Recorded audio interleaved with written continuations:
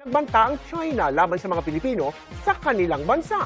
Tinawag niyang blackmail at extortion ni Defense Secretary Gibo Teodoro. Tila tinutuon naman yan dahil 100 Pilipino ang inaresto. Na mahigit 100 Pilipino ang inaresto o inaksyonahan dahil sa iligal umanong pagtatrabaho o paninirahan sa China. Sabi ng DFA, inaalam na nito ang eksaktong bilang ng mga inarestong Pinoy, ang dahilan bakit sila inaresto, pati na ang kanilang kalagayan. Nais nilang matiyak na mabibigyan sila ng due process at matulungan kung kailangan. Pero lumabas sa pagdinig sa Senado kahapon ang isa umanong pagbabanta ng China. Ayon kay Presidential Anti-Organized Crime Commission Executive Director Benjamin Acorda Jr. Pagkatapos ng raid, pumunta sa kanyang tanggapan ng mga kinatawan ng Chinese Embassy sa Pilipinas at nagbabala na posible umano nilang arestuhin ang mga Pilipino sa China kung hindi raw palalayain ng Pilipinas ang mga naarestong Chinese national. Tinutukoy nila ang 69 na naarestong mga Chino nang i-raid ng mga otoridad noong Mayo ang isang steel manufacturing facility sa Misamis Oriental. Wala kasi silang work permit para magtrabaho sa Pilipinas. Si Defense Secretary Gilberto Gibo Teodoro Jr. naman, tinawag na blackmail at extortion ang ginawa ng China na pag-aresto sa mga Pilipino. Kinondena rin niya ang umano'y pagtatangka ng China na manghimasok sa law enforcement process ng Pilipinas at ang anyay blatant blackmail laban sa mga Pilipino. Hinihingan pa namin ng pahayag ang Chinese Embassy kaugnay sa issue, pero nakausap ng GMA News ang isang opisyal ng China sa kondisyong hindi siya papangalanan. Sabi niya ang ginawang aksyon laban sa mahigit 100 na Pilipino sa China ay maituturing na warning pa lang. Posible raw kasing lalo pang maghigpit ang China laban sa mga Pilipinong iligal na nagtatrabaho o overstaying na sa Hong Kong at Macau. Lalo na raw kung magpapatuloy ang tensyon sa pagitan ng Pilipinas at China. 100 na mga Pinoy inaresto sa China.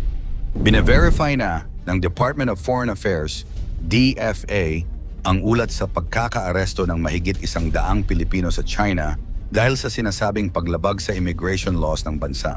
Nakikipag-ugnayan na ito sa Philippine Embassy sa Beijing at sa mga Philippine Consulate General sa China upang alamin ang detalye ng mga pag-aresto at matiyak na nasusunod ang due process. Handa rin ang Pilipinas na magbigay ng consular assistance sa mga Pilipinong nangangailangan nito. Lumabas ang pahayag ng DFA matapos sabihin ng Chinese Foreign Ministry na may mga Pilipino sa China na nahuli at iniimbestigahan dahil sa hinihinalang paglabag sa batas ng China.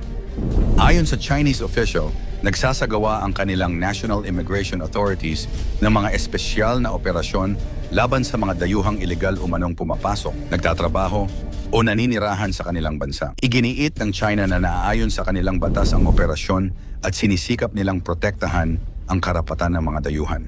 Samantala, sinabi ng DFA na iginagalang ng Pilipinas ang soberanya ng China at ang karapatan nitong ipatupad ang sariling immigration laws. Gayunman, dapat itong gawin alinsunod sa due process at umiiral na mga batas at kasunduan.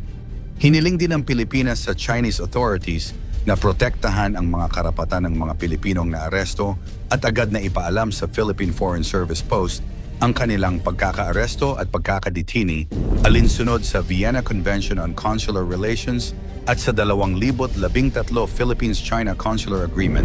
Banta ng China sa Pilipinas, ibinunyag ni Presidential Anti-Organized Crime Commission Executive Director Benham Corda Jr.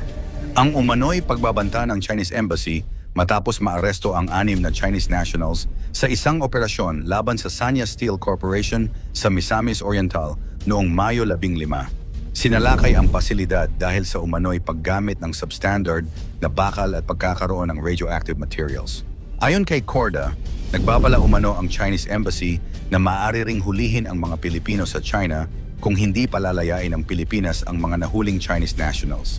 Dahil dito, tinawag ni Defense Secretary Gibo Teodoro na extortion at blackmail ang umano'y ginawa ng China. Kinondena rin niya ang anumang pagtatangkang pakialaman ang pagpapatupad ng batas ng Pilipinas. Ipinaliwanag ni Teodoro na ang operasyon laban sa mga Chinese nationals ay isinagawa batay sa mga search warrant na inilabas ng korte at may kaugnayan umano sa mga ilegal na aktibidad. Ang tensyon sa Scarborough Shoal. Nanatili rin ang tensyon sa pagitan ng Pilipinas at China dahil sa mga operasyon ng China sa West Philippine Sea, particular sa Scarborough Shoal. Noong Agosto 11, 2025, nagbanggaan ang isang Chinese Coast Guard vessel at barko ng Chinese Navy habang hinaharang ang isang barkong Pilipino. Lubhang napinsala ang Chinese Coast Guard vessel. Mas naging kontrobersyal ang insidente matapos lumitaw makalipas ang halos 1 taon ang impormasyon tungkol sa pagkamatay ni na Yi Xingyu at Chen Long, 2 Chinese personnel na kapwa namatay noong araw ng insidente. Sa kabuuan, nagpapakita ang mga pangyayaring ito ng patuloy na tensyon sa relasyon ng Pilipinas at China, mula sa pag-aresto sa mga Pilipino, umano'y diplomatic pressure, hanggang sa mga confrontation sa West Philippine Sea.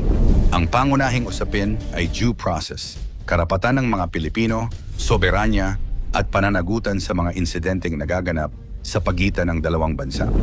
Bakit natatakot ang China sa militar ng Pilipinas? Sa nakalipas na mga taon, kapansin-pansing nagbago ang paraan ng Pilipinas sa pagharap sa China sa West Philippine Sea. Mas naging matatag ang paninindigan ng Maynila habang pinalalakas nito ang sariling kakayahang pandepensa at ang pakikipagtulungan sa mga kaalyado. Patuloy pa rin ang tensyon sa South China Sea, kabilang ang mga confrontation sa Ayungin Shoal at Scarborough Shoal. Lumalakas ang depensa ng Pilipinas. Hindi man maihahambing ang laki ng militar ng Pilipinas sa China, unti-unting pinapalakas ng bansa ang kakayahan nitong protektahan ang sariling teritoryo at maritime interests. Kabilang dito ang modernisasyon ng Philippine Navy, Air Force at iba pang sangay ng Armed Forces of the Philippines. Isa sa mga pinakamahalagang bahagi nito ang BrahMos Supersonic Cruise Missile na itinuturing ng mga opisyal ng Pilipinas bilang isang mahalagang credible deterrent sa South China Sea. Ang layunin nito ay hindi nangangahulugang nais ng Pilipinas na makipagdigma. Sa halip, ang pagkakaroon ng kakayahang tumugon ay maaaring magpataas ng panganib at gastos para sa sinumang magtatangkang gumamit ng puwersa laban sa bansa.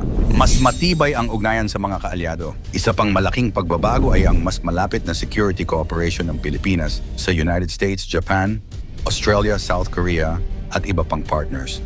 Lalong naging mahalaga ang alyansa ng Pilipinas at Estados Unidos dahil sa Mutual Defense Treaty at sa lumalawak na military cooperation. Kasabay nito, pinalalawak din ng Maynila ang defense partnerships nito upang hindi lamang umasa sa isang bansa. Dahil dito, anumang seryosong pag-atake sa Pilipinas ay maaaring magkaroon ng mas malawak na epekto sa rehiyon. Hindi na umaatras ang Pilipinas. Ang pinakamalaking pagbabago ay marahil ang mas matapang na paninindigan ng Pilipinas. Patuloy na ipinapakita ng bansa sa pamamagitan ng mga patrol, diplomatic protests, transparency at military cooperation na hindi nito basta isusuko ang mga karapatan nito. At ito ang dahilan kung bakit nagiging mas komplikado para sa China ang sitwasyon. Hindi lamang mas pinapalakas ng Pilipinas ang sariling depensa. Mas pinalalawak din nito ang network ng mga bansang handang makipagtulungan dito. Gayunman, hindi nangangahulugan na takot na ang China o mas malakas na ang Pilipinas kaysa China. Malaki pa rin ang agwat sa kanilang military capabilities.